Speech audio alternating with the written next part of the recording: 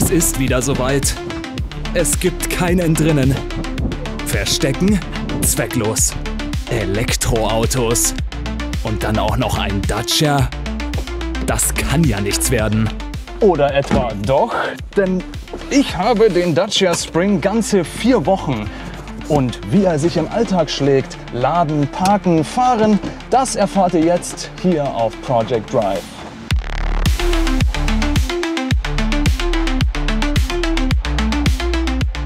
Wenn man in die Stadt fährt, in meinem Fall München, dann fällt einem schon recht schnell auf, es fahren sehr viele sehr große Autos darum, wie zum Beispiel SUVs, Limousinen und so weiter.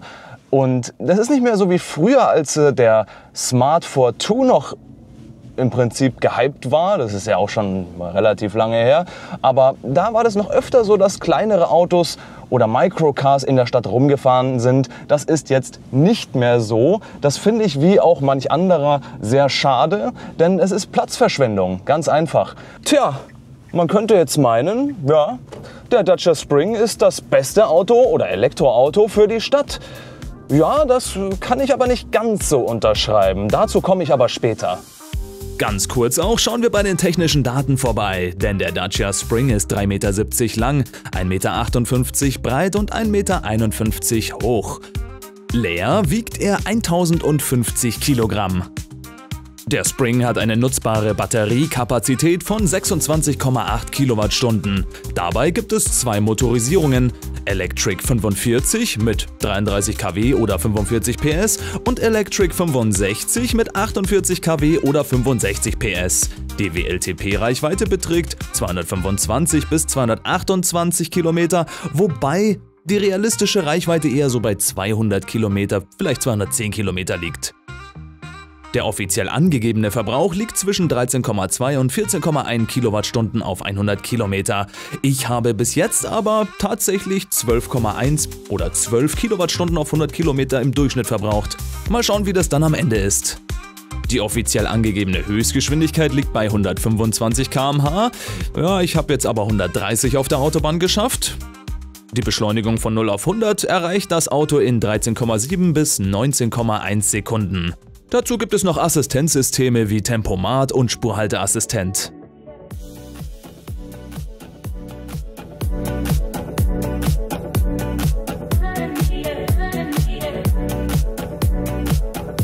Zum Glück haben wir auch endlich schönes Wetter.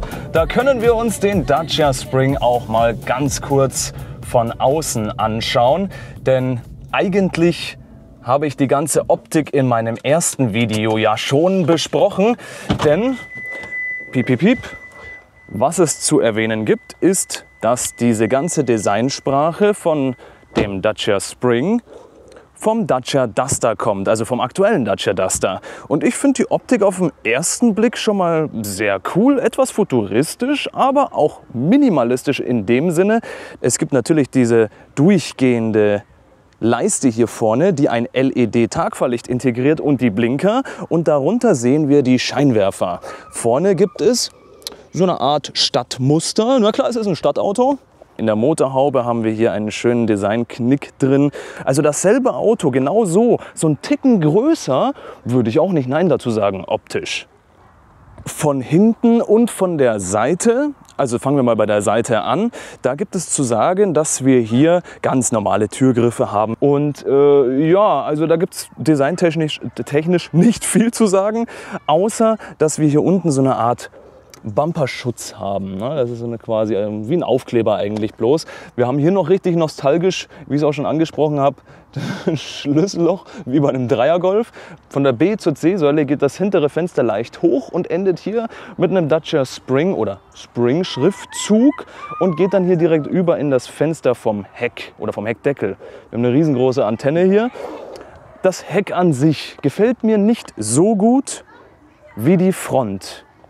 Wir haben nämlich hier am Heck ein ja nicht so kantiges Design, finde ich zumindest. Denn wir haben hier so ein wenig spitz zulaufende Rückscheinwerfer oder Rücklichter und das ist auch schon alles. Übrigens alles halogen, kein LED-Licht oder sowas. Also LED-Tagfahrlicht schon, aber nicht die Scheinwerfer und auch nicht die Rücklichter. Und das ist ein bisschen schade, wie ich finde. Reflektoren, dasselbe Stadtmuster im Bumper wie vorne, Spring Electric Schriftzug und eben diese durchgehende Leiste mit dem Dacia Schriftzug in 3D eingelassen. Felgen gibt es nicht. Ja, richtig gehört. Es gibt nur diese stylischen Radkappen.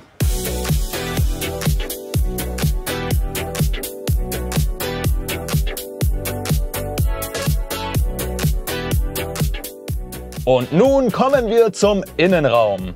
Man sieht, es hat sich zum Vorgänger ziemlich viel verändert, nämlich diese Y-förmige, ja, Designsprache eben, wenn man so will. Auf jeden Fall ist es so, dass der gesamte Innenraum im Prinzip optimiert wurde für ein wenig mehr Stauraum als zum Vorgänger. So hat man natürlich hier eine Ablagefläche über dem Handschuhfach. Ne? Und dann hat natürlich noch hier unten vor dem Gangwahlhebel noch eine Art, auch nochmal Ablagefläche und das sogar modular. Dazu komme ich aber gleich. Zum einen gefällt mir sehr gut das Lenkrad. Es ist natürlich Plastik überall, aber es ist zumindest griffig. Es sieht einigermaßen schick aus. Es hat eine typische, eher sportliche, sechseckige Form. Multifunktion natürlich. Man hat hier den Tempomaten drauf und man kann hier natürlich das Infotainment bzw. das Dashboard steuern und man kann mit einem Hebel hier herunten Lautstärke und ja noch etwaige andere Funktionen steuern vom Infotainment selber. Aber was bedeutet eigentlich die Dacia Spring Extreme Sonderausstattung mit Extras? Zum einen, dass man einen CCS-Ladeanschluss überhaupt hat. Der ist nämlich aufpreispflichtig. Zumindest auch die Klimaanlage ist in der Grundausstattung nicht drin. Da hat man nur Lüfter.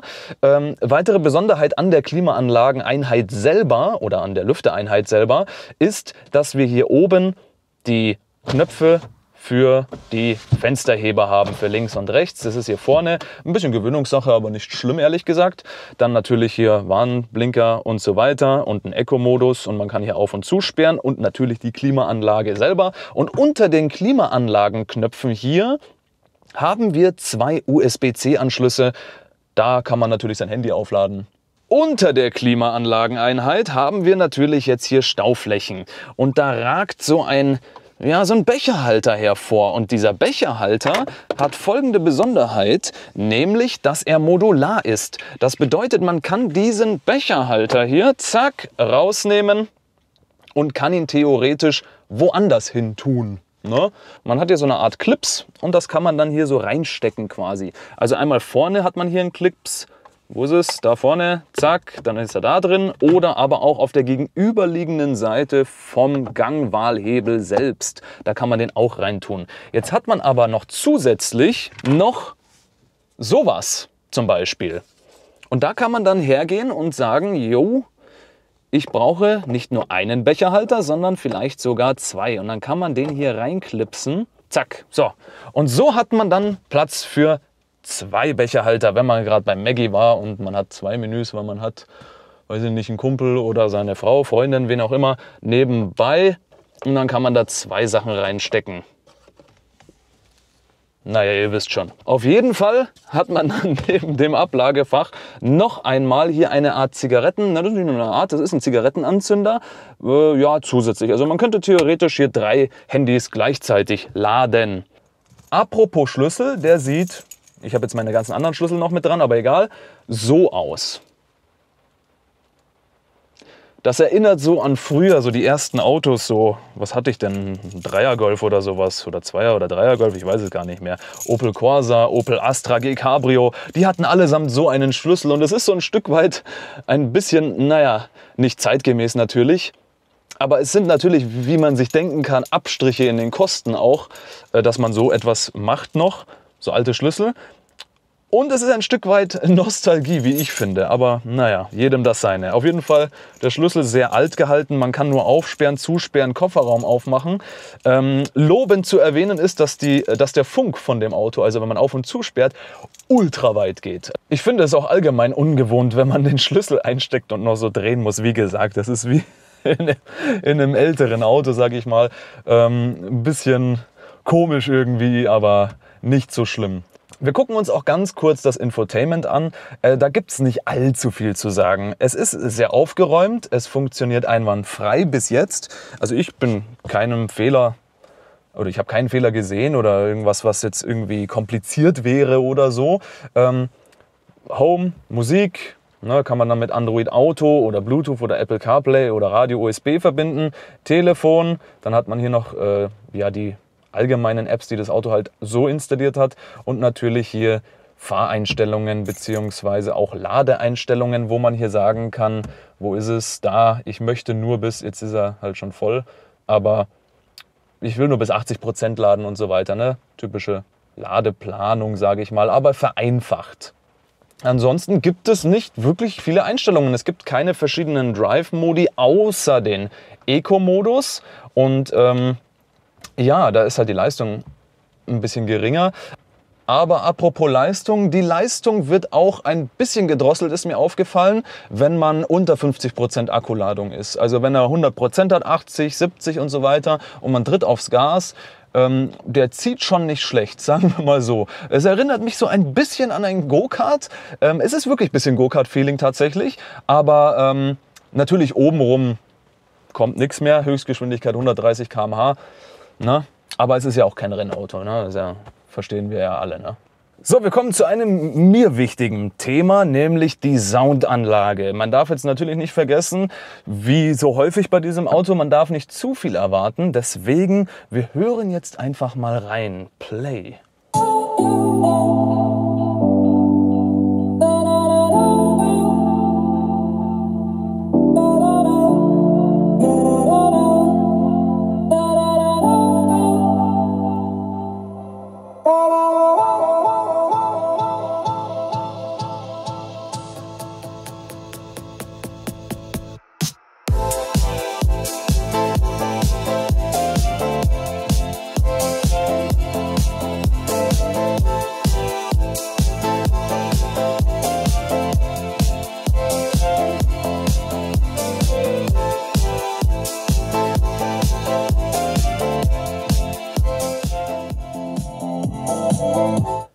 Also ich sag mal so, man kann auf jeden Fall Musik hören, das ist nicht das Problem.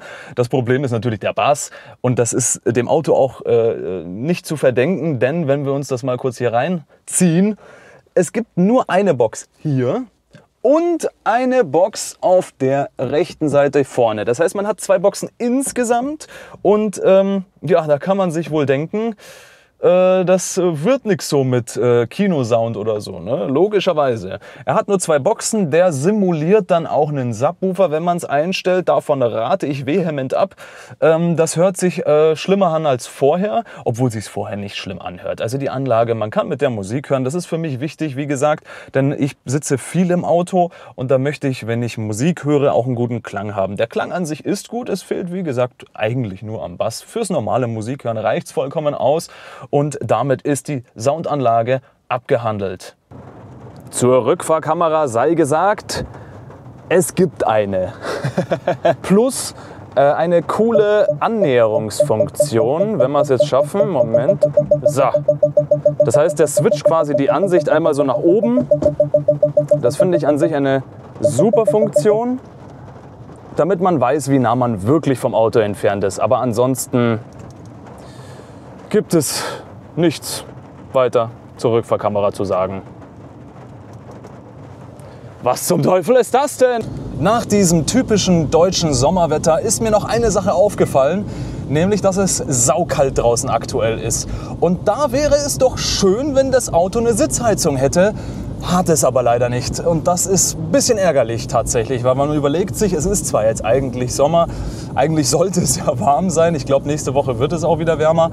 Aber jetzt so, wenn man ins kalte Auto steigt, hätte ich mir eine Sitzheizung schon gewünscht, ehrlich gesagt. Leider gibt es keine.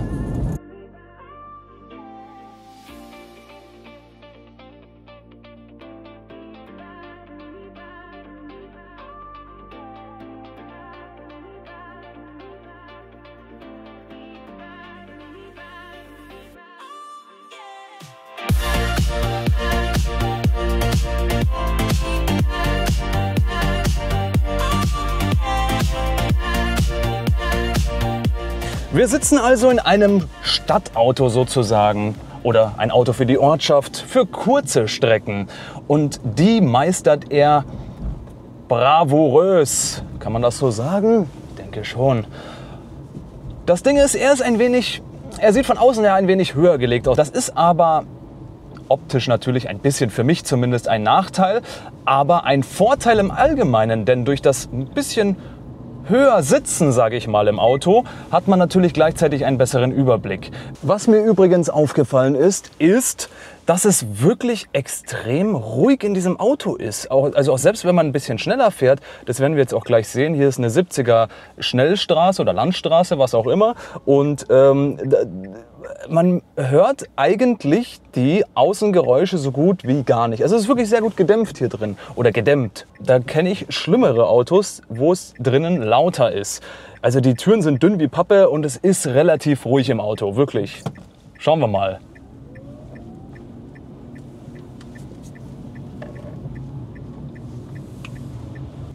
So wollen wir beispielsweise irgendwo einparken. Hier, perfekt. Und das funktioniert ultra einfach. Jawohl. So. Ich mache das natürlich mit Absicht ein wenig langsamer. Zack. Schauen wir mal nach vorne. Perfekt. Ja, nee, also das ist in 2 Schlenkerern gemacht. Wie man sich ja vorstellen kann bei der Größe dieses Autos. Gar kein Problem, irgendwo einzuparken. Wirklich nicht. Also super, sehr praktisch. Bei schönstem deutschen Sommerwetter fahren wir mit dem Dacia Spring auf der Landstraße. Und ja, hier ist er nicht zu Hause. Aber das ist auch gar kein Problem, denn wir sind ja nicht in einem Rennauto. Es ist immer noch ein Dacia Spring. Man muss allerdings ab und zu mal auf die Landstraße fahren, offensichtlich. Und da ist es doch wichtig zu wissen, wie dann da der Verbrauch sich auswirkt auf das Auto selber. Und ich fahre jetzt mit Durchschnitt 12 bis 13 Kilowattstunden auf 100 Kilometer. Das ist schon in Ordnung, finde ich, für das Auto. Es ist nur allgemein super nervig, dass es hier den ganzen Tag regnet und auch schon die ganze Woche regnet. Aber wir können es nicht ändern. Zum Thema Autobahn. Also macht mit dem Dacia Spring gar keinen Spaß natürlich. Das Ding ist nämlich, man wird auf der Autobahn von jedem Auto, was vorbeizieht, absolut durch die Spur geschüttelt. An jedem LKW, an dem man vorbeifährt oder das einen überholt, auch genau dasselbe. Also der Fahrtwind von den anderen Autos, den spürt man in diesem Auto extrem. Und on top kommt noch dazu natürlich das Offensichtlichste, der Verbrauch. Also es gibt 2 Verbräuche in diesem Auto, in dem Dacia Spring, wenn man mal hier so durchgeht. Und da steht dann einmal die Reichweite in der Stadt. Die wird hier mit 193, 194, was auch immer angegeben. Und einem Autobahnverbrauch von 86 oder eine Autobahnreichweite von 86 Kilometer. Da merkt man mal den Unterschied, wie ineffizient dieses Auto auf der Autobahn ist. Also macht im Prinzip so gut wie keinen Sinn, außer man hat Not am Mann oder so, dass man unbedingt jetzt mit diesem Auto über die Autobahn fahren muss.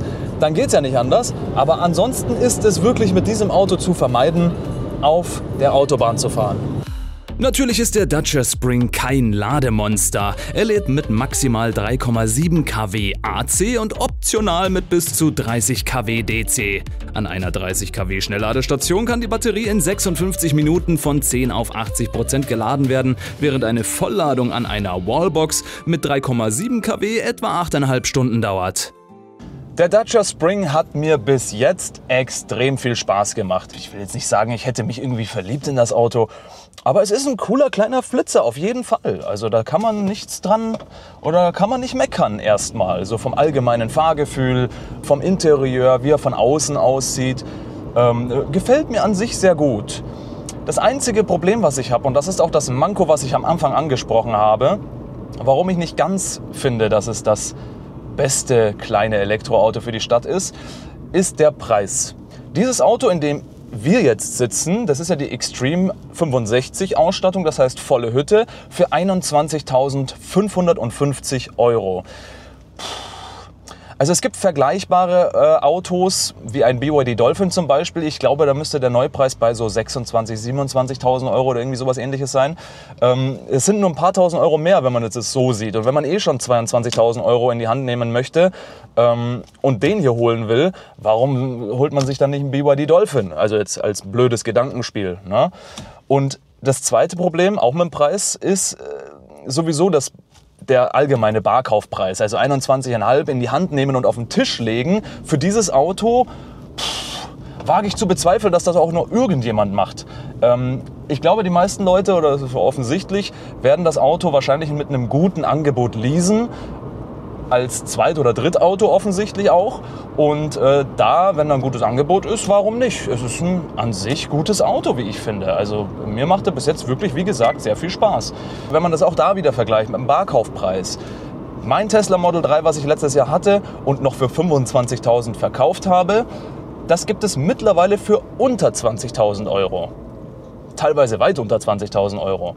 Und also warum sollte man sich da nicht sowas holen, wenn man schon so ein Elektroauto haben will. Aber ich glaube, der Gedankengang, der passt natürlich nicht zu dem Klientel, der dieses Auto hier holt. Denn die meisten Leute, die dieses Auto kaufen, haben schon ein Erstauto oder sogar Zweitauto und benutzen dann so ein Auto als Drittauto, um in der Ortschaft Einkäufe zu erledigen, die Kinder in die Schule zu fahren oder was auch immer.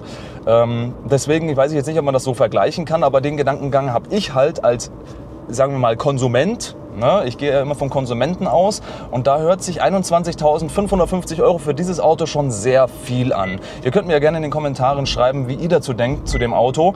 Aber ansonsten sind wir am Ende des Videos. Wenn euch dieses Video gefallen hat, dann lasst mir ein Abo und einen Daumen nach oben da. Vergesst auch nicht, auf meinem Instagram- und TikTok-Kanal vorbeizuschauen. Da gibt es natürlich auch einige Videos von mir. Und dann würde ich sagen, danke fürs Zuschauen. Bis zum nächsten Mal. Ciao.